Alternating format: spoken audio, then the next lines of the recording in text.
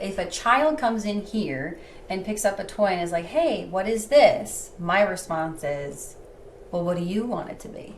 Registered play therapist Carly Schrimpl has an impressive collection of toys. Just because this is Simba, it doesn't mean that it's actually Simba to you or to the child, right, or to me.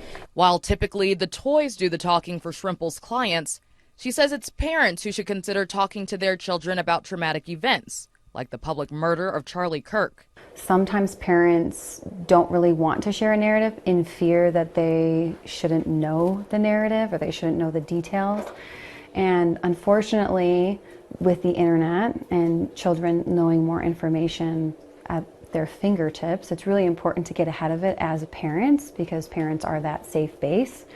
And the narrative is actually what helps begin the processing of any event. The licensed clinical social worker of 14 years says before sharing a narrative with your child, it's important to take care of yourself. Be steady to be in a position to talk about what happened rather than jumping in with your emotions. That can make the child more anxious. If they do have anxiety, one of the things for anxiety is making the unknown known. So the narrative is taking the unknown, the situation that they might have heard about, they might have looked at a video on, they don't necessarily really know. And to make it known, the parent comes in and provides them with a narrative or with context so that way they can begin processing, and that can reduce fear. Schrimpl says another way to reduce fear is to have a plan so kids know that they're safe. Using language like, here's what's going to happen in this situation. Here are the protocols that are happening at schools. Here's what we're going to do when we go out in the community if this does happen. She says you want to avoid letting a child's imagination take over instead of them knowing what really happened. For children in their developmental process, when they see an image or when they see a video, they're not necessarily always processing it in the way that you would expect because of where they're at with their brain development.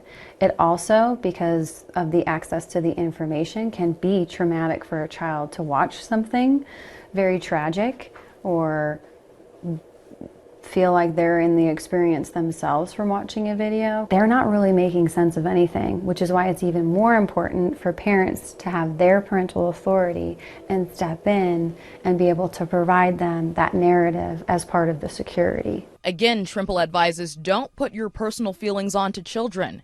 It's a good idea to be neutral. The world right now is having really big feelings, and there's a lot of people who aren't agreeing with each other right now.